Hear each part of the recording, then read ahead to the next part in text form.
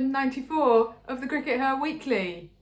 Gosh, Syd, there's been a lot of news crammed into the last week. It's like one of those things you wait ages for a bit of news to talk about over the winter, and then a million pieces of news come along at once. And we're actually recording 3 days early as well. We are. It's yes. Friday, which means that we've watched the first England match, the England-India series, but we haven't watched the one that happened tomorrow or yesterday or 2 days ago, whenever you listen to it. And then there's another one the day after that. Okay. So it depends exactly when you might be listening to this or watching this. But let's talk about what we do know that's already happened, because there's been a bit of a leak this week in the Telegraph about what the future is for women's domestic cricket in England and Wales, I should say, to be technically correct. So yeah, a little bit of a summary of that piece. Essentially, the regions are going back to being counties.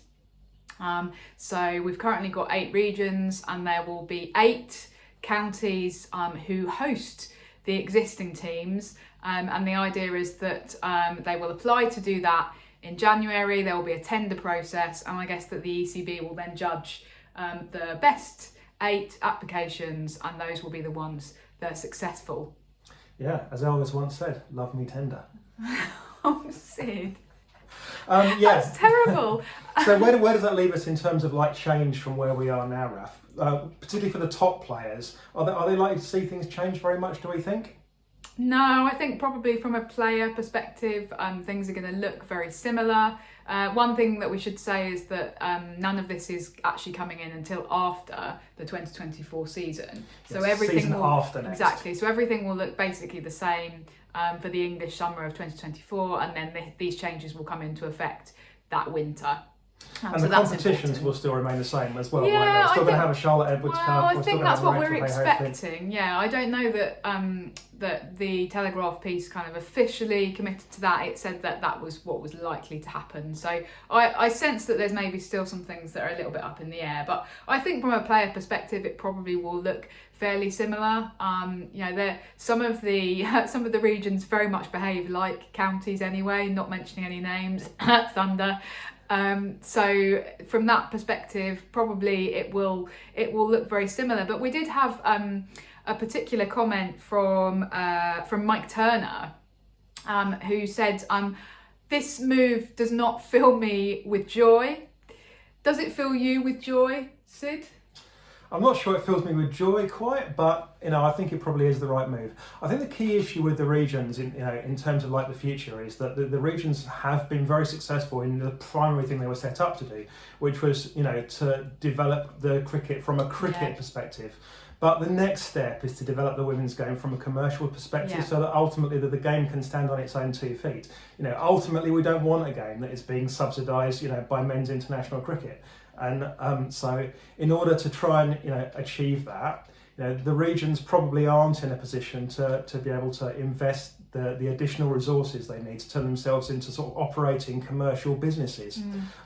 And folding the regions back into the key counties is an opportunity to do that. Essentially what it means is that those key counties are going to be expected to invest money, particularly in sort of the marketing side. They'll be investing their resources, their own Twitter accounts, their own people that are working in their marketing and branding and sales departments in order to be able to do this. So hopefully it puts the game on a more sustainable path commercially and from a business perspective. And that's, I think, where the positives are, because ultimately that's what we need to take forward, a game that is not just successful from a cricketing perspective but successful from a commercial perspective. Absolutely, yeah. I feel like the ECB actually have kind of set up the regional structure as sort of like eight mini Loughboroughs.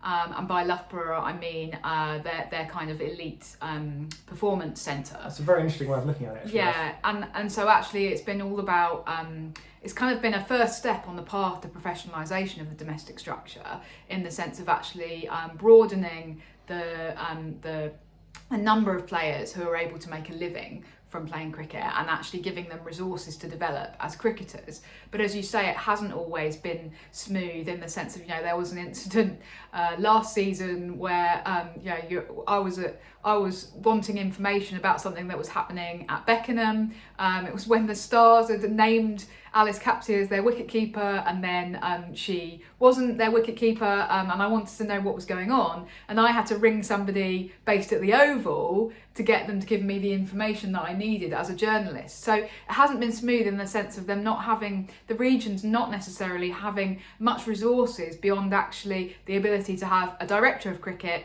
a full-time head coach, and then your players, and your pool of professional players has gradually expanded. But the other stuff has sort of been nice to have around the edge. And that's not to say that some people haven't done some incredibly good work, Absolutely. particularly Sunrisers, in terms of, you know, their marketing and their, you know, their outreach and their branding and all that stuff. There's been some great stuff done, but this will allow kind of everyone to take another step forward in terms of that commercial sustainability. Yeah. And as we understand it, the kind of team names, the team brands will actually carry over into the new era, or at least some of them. So for example, we're expecting the Southern Vipers to become the Hampshire Vipers. It may be that Sunrisers, whoever gets that particular franchise, or whoever gets that kind of particular women's team as part of their county, maybe, you know, it might be the Middlesex Sunrisers or the Essex Sunrisers. But it says a lot about the development of those brands, that actually there's definitely a good argument for keeping those. So I think, yeah, it's gonna kind of be different, but also look similar. But you know, the key point actually is that you'll be able to have much stronger alignment. And that's the thing that we've been missing, really. So for example, the ECB trying to organise double headers between, you know, Sunrisers and Middlesex, and you go, well, are those the same? They're not really the same. And actually, if you can have it as, well, it's the Middlesex men and the Middlesex Sunrisers, or what were the Middlesex? The Panthers, aren't they? Because it's the pink thing. The Middlesex Panthers and the Middlesex Sunrisers, and it's all Middlesex. Then that's much easier, and that's why double headers have worked in the 100. That's one of the key learning points from the 100. It's not double headers are brilliant under all circumstances. It's double headers are brilliant when the people who are running the competition think that the teams are the same and treat the teams the same. And that's what the ECB are trying to get back to by actually saying, here's a great opportunity for the men's counties to have their women's teams as counties. Yeah, and to build sustainable businesses in the same way that, you know, the men's football teams are doing. You know, look, and the kind of model is, you know, a football club like Arsenal that are building an increasingly successful and sustainable, you know, women's football business, and that's the key to it. It's about building businesses. So I'm still sitting here. My mind's just been blown by the Pink Panther thing, really, Raf. I'd been, you know, I've been following cricket for a long time, and the Pink Panther thing had like never. Really? Yeah, I'd never. You didn't know occurred that? to me that's why they were the Panthers, because you know, Okay. Anyway, I'm not sure I'm going to be able to think of anything else for the rest of the day now. So it is really interesting though, because one of the things that's making me really cross about this is actually the way that Telegraph piece was written, and the quotes that were in that Telegraph piece from anonymous county chief execs. Frame this as a totally negative thing for the men's counties, and a lot of the conversation on social media is about this being a negative thing for some of the men's counties, because of course what we're doing effectively is elevating 8 counties to be super counties, because they will be the ones that have professional women's teams attached to them. And I mean, woe is me, Syd, woe is me. You know, the men's counties complaining they don't have enough, they're not going to have enough money to run women's teams. They should be seeing this as an opportunity. They shouldn't be complaining about it. And also, okay, if you don't have enough money to run a professional men's team and a professional women's team, then I'm sorry, but we don't have enough money to sustain things like the Men's County Championship, which is really expensive, very costly. And what revenue does it actually bring in? That's going to be really controversial, I know, with some of our viewers. But if we're looking at it from a kind of a monetary perspective, then why do the men's counties insist on persisting with things that are unprofitable? It's okay when it's men's cricket, but as soon as we say, actually, guys, because it is men generally, you should really be thinking about 50% of the population within your counties are women. You should be doing something for those people. As soon as you come along and say that, they get really defensive and they go, oh, it's going to cost us a load of money. Well, so does running the men's county championship. So that makes me really frustrated. Yeah, despite the fact that the ECB basically said that they will continue to, fund this stuff at the current levels. What the counties are being asked to invest is resources into things like marketing and, hosting the games and things like that. They're not being asked, directly to, pay players' salaries at this stage, for example. Not until 2029 at least. That's when the ECB has committed these resources. And the thing is, like, you can't have it both ways. There are smaller counties who are going a bit nervous, going, oh, will we get one of these teams? It's really easy, from where I'm sitting, it's really easy to know what you need to do if you want to be one of the 8 successful people who get a tender to host one of these one of these women's regions at the moment. So what do you need to do, Syd? Well, you get on the phone to your director of cricket, your women's director of cricket, at whatever the nearest region is. So let's say you're Somerset and you're concerned, are we going to be the host? You get on the phone to the director of cricket at Western Storm and you say, hi, we're really keen to be the host. What do you want from us? What do you need as a region that you don't have at the moment? Okay. You then write that in your tender. Yeah, and it's an opportunity for those counties. Do we think that it's a foregone conclusion which counties this will go to? I mean, I think it's to a certain extent. I mean, Yorkshire are clearly going to get the North East one. Lancashire are going to get the North West one. Some of the others are a bit more open, are they? Well, I think, where are Stars going to go? In theory, they all should be open. So this is why I'm saying that really any county should be able to bid, because it's not just, so okay, you've rung up the director of cricket and you've got a list of requirements. You then say as well, oh, I want to promise that we will have all of the women's matches will be played on our main ground. That's another thing that you can say that's gonna win you the tender. Obviously some of these, we feel that it's a bit of a foregone conclusion. It doesn't necessarily mean it is, but I think that the really interesting one in that respect is the Stars, isn't it? The Stars, who obviously originally, in the KSL days, the Kia Super League days, were the Surrey Stars. They're now Kent and Surrey. Where do they play all their games? Well, they play almost all their games, or the majority of their games played at Beckenham, which is obviously owned by Kent. Yeah. But interestingly, Surrey did come out, a couple of weeks ago, actually, and we dropped a big hint about all this stuff a couple of weeks ago. And we talked about this. Surrey came out and talked about the possibility of building another dedicated ground in which to host their potentially women's games in the future. So that's where that was actually coming from. So. Yeah, Anyway, so it'd be really interesting to see though how some of these things are balanced out. There's also issues potentially. Western Storm's the other big one. It's like which county is going to put their hand up, and that's a positive from the ECB's perspective, because they will be able to they'll be having these counties compete against each other. So when you want it, you have to offer us something. Yeah. But and also if you're a county and you're worried that this is ultimately a step towards you being pushed down and not being considered in the kind of at the moment we've got 18 first-class professional counties. Let's say we move away from that. Well, one way to guarantee that you're one of the successful ones is to submit a successful tender for your women's team, because that's the future of cricket. That is the future of cricket, women's cricket.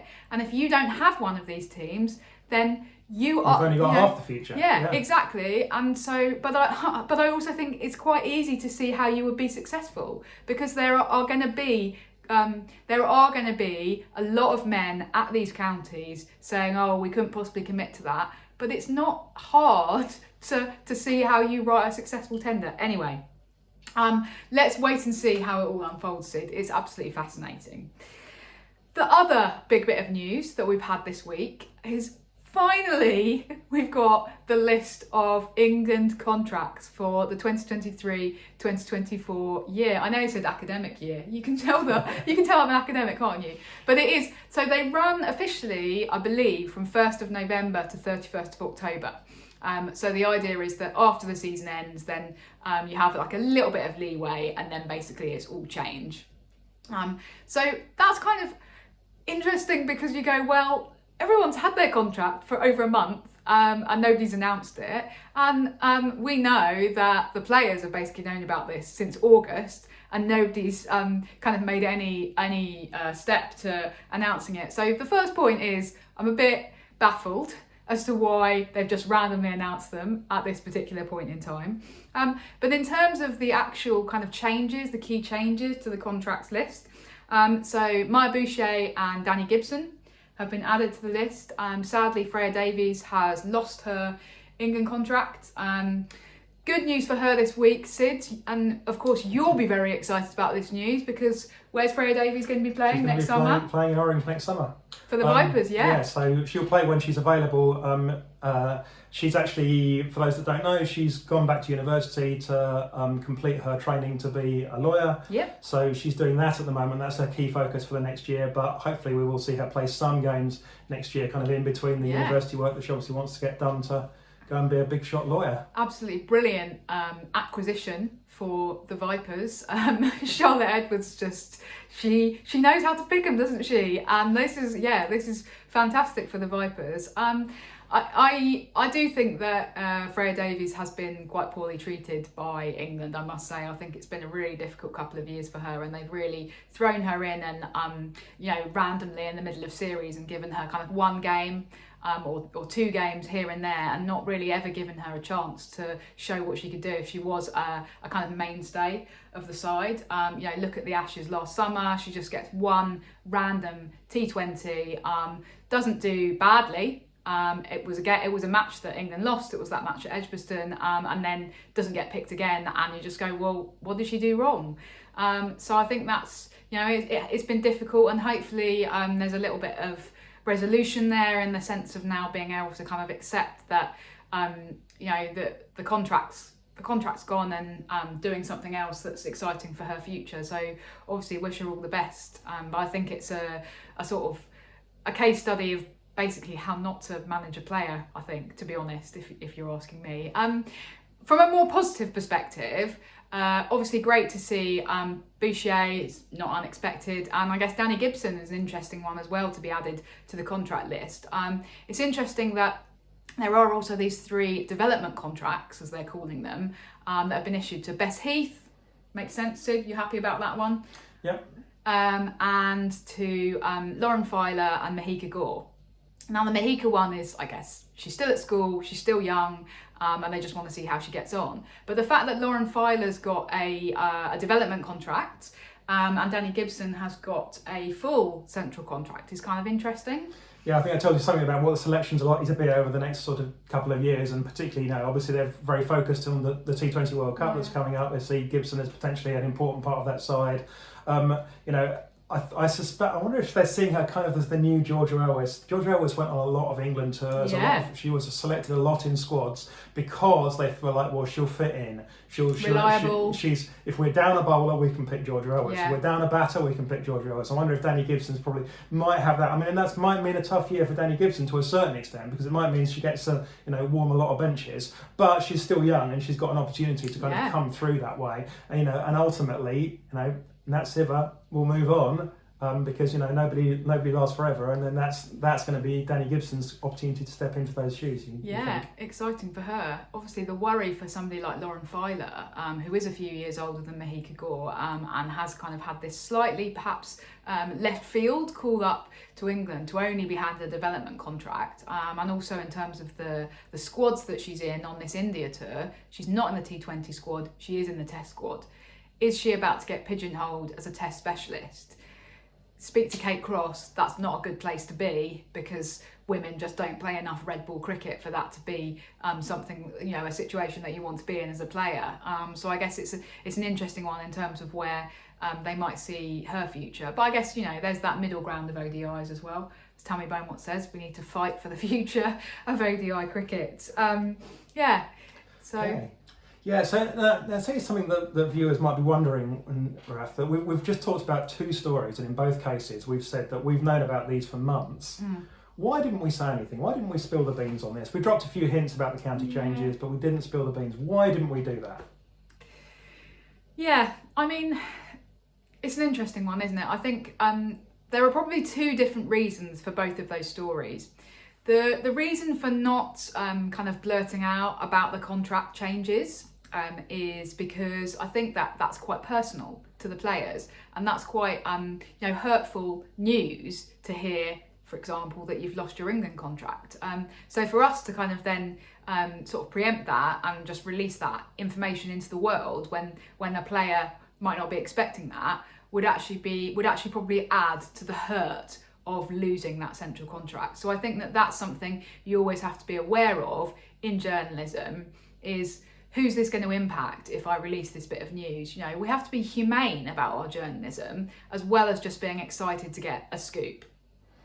The other point about the sort of Project Darwin or the changes to women's domestic cricket is a little bit more complex, because I guess it doesn't necessarily have that personal aspect. But the thing that we're always dealing with in journalism is that good journalism is about building relationships and about trust. And if people talk to you about things and they explicitly say to you, actually, this is off the record, or I don't want this information to be made public until I choose for it to be made public, then you kind of have to respect that as well. Otherwise, you damage the relationship, you damage the trust. And I think that there are going to be some quite, potentially some quite cross people at the ECB who feel that their trust has been broken, because that leak that Will wrote about in the Telegraph can only have come from somebody who was at that ECB board meeting last week. Somebody quite high up. So they're all going to be looking around at each other going, who was it that leaked that? Who was that? And that is not a good situation to be in. So from our perspective as journalists, Sid, I think we just have to be very mindful of the fact that it's partly about trust and relationships, and it's not just always about who's first to write the story. Absolutely. Okay, so let's talk about the England v India series. Now, as we said at the beginning, we've only seen one T20 so far. It was quite a high scoring one. It was won, if you look at the scorecard, it was won reasonably comfortably by England by 38 runs. Yeah, well, if anyone wants to know what I made of it, there's an article on the website on CRICKETher.com. I focused on the fact that Heather Knight succeeded in silencing the crowd. She said in the pre-match press conference, I want to silence that crowd at Wankhede. And they did so. I mean, the poor old TV people trying to find some noise towards the end. They must have been wanting to go and get out their fake noise from when the during COVID, yeah. Because it was silenced there. But now, what did you make of the game? What were your key takeaways, Raf? I was obviously the two standout performances were Nat Sciver-Brunt with the bat and Sophie Ecclestone with the ball. Best two players in the world. Yeah, well, exactly. And there was a lot of talk afterwards, a lot of people writing, oh, England have silenced their critics, they've overcome the problems that they had against Sri Lanka in September. And I just don't buy that, because what have England done since September? Well, they've nursed Sophie Ecclestone back to health after her shoulder injury, and they've also obviously given Nat Sciver-Brunt the time away from the game that she wanted, and she's now back and firing. So all they've effectively done is basically brought their two best players back into the 11, and now they're going to win games. But does that really suggest that they've solved the issues? Well, it doesn't really when you're 2 for 2 in the opening over of the game. That's not a great place to be in, and it certainly doesn't suggest that they've solved all of their batting problems. So I don't want to be too negative about it, but I don't think that there's any sort of room for complacency about it. Okay. Yeah, I mean, for me, the slightly niggling at me about it was a game where there was 350 runs scored and it wasn't actually very exciting. And I think that might just should ring a few bells of concern within the ICC and within cricket's kind of hierarchies, because, high scoring games are actually not, by definition, exciting. Exciting games are close ones, and just being high scoring doesn't make it exciting, and it certainly wasn't. But let's see what the rest of the series holds. That's a really interesting point, Sid. And I know that you've got a point that's sort of related to that, actually, about TV rights, haven't you? Because we did have another bit of news this week. We'll just quickly talk about this at the end, about Amazon have actually bought some of the rights to cricket, haven't they? Yeah, Amazon have bought the rights to show all of the ICC tournaments, so the Men's World Cup, the Women's World Cup, T20 World Cup, Champions Trophies, all of that stuff in Australia. And Amazon say this is going to be exclusive. You will have to subscribe to Amazon Prime if you want to watch this stuff. And it's a really interesting move. And I think what's really interesting from the kind of perspective of our game is it shows that the ICC are having to kind of branch out in terms of where they're looking to fund the future of the game. And in some ways, this is what we all wanted, right? What we wanted was more money for the women's game. We wanted the women's players to start to be paid approaching the kinds of sums of money that people are paid in the men's game. That only happens if we sell more TV rights And if we sell those TV rights for high amounts of money, the people buying them will want exclusivity. So there were a lot of very upset people on Twitter and social media feeling that they were going to be locked out of those rights. They didn't want to have to subscribe to something else. And it is going to cost you more money, but kind of this is what we wanted. Yeah. That the only place any money is going to come from is expanding TV rights, and this is the result.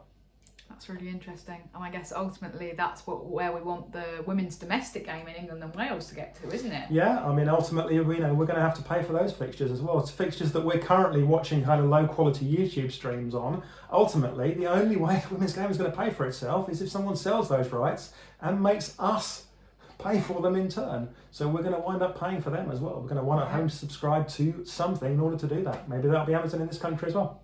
Okay, great. Thanks for that, Syd. And thank you for tuning in as ever. We hope you enjoyed this episode and we'll see you next week. Bye for now. Pink Panther.